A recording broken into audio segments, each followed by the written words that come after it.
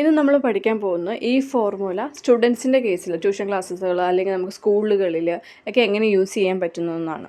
അപ്പം ഇവിടെ നമ്മൾ ഈ ഡേറ്റയിൽ സ്റ്റുഡൻസിൻ്റെ പേരുണ്ട്, സെക്കൻഡ് കോളത്തിൽ മാർക്സ് എൻ്റർ ചെയ്യാനുള്ള സ്പേസ് ഉണ്ട്, തേർഡ് കോളത്തിൽ റിസൾട്ട് എൻ്റർ ചെയ്യാൻ പോവാണ്.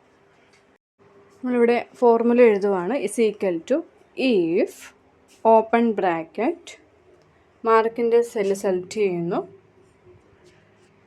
Greater than or equal to, നമ്മുടെ കണ്ടീഷൻ എന്താണെന്ന് വെച്ചാൽ 40 മാർക്കിന് മുകളിലേക്കുള്ളവർ പാസ്സാകുന്നതാണ്.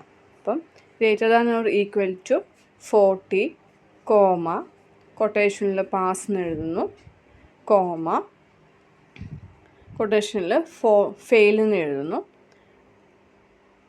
ബ്രാക്കറ്റ് ക്ലോസ് ചെയ്യുന്നു.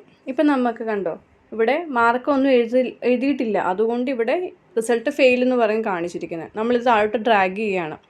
അതായത് 40ക്ക് താഴെയുള്ളതെല്ലാം ഫെയിലാണല്ലോ, അപ്പം മാർക്കൊന്നും ഇല്ലെങ്കിൽ പോലും അവിടെ ഫെയിൽ എന്ന് കാണിക്കുന്നത്. ഇനി നമ്മൾ ഓരോ സ്റ്റുഡൻസിൻ്റെയും മാർക്ക് അവിടെ എൻ്റർ ചെയ്ത് കൊടുക്കുവാണ്.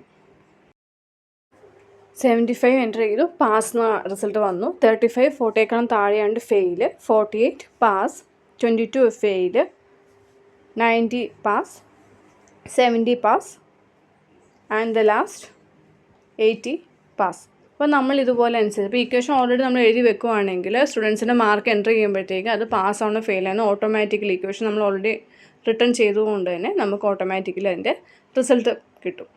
ഇത് നമുക്ക് മെയിനായിട്ട് കോമൺ ആയിട്ട് യൂസ് ചെയ്യാൻ പറ്റും. ഭയങ്കര യൂസ്ഫുൾ ആയിട്ടിരിക്കുന്നത് ട്യൂഷൻ ക്ലാസ്സുകളിൽ നമുക്ക് യൂസ് ചെയ്യാൻ പറ്റും, അല്ലെങ്കിൽ സ്റ്റുഡൻസ് സ്കൂളുകളിൽ ഇത് യൂസ് ചെയ്യാൻ പറ്റും.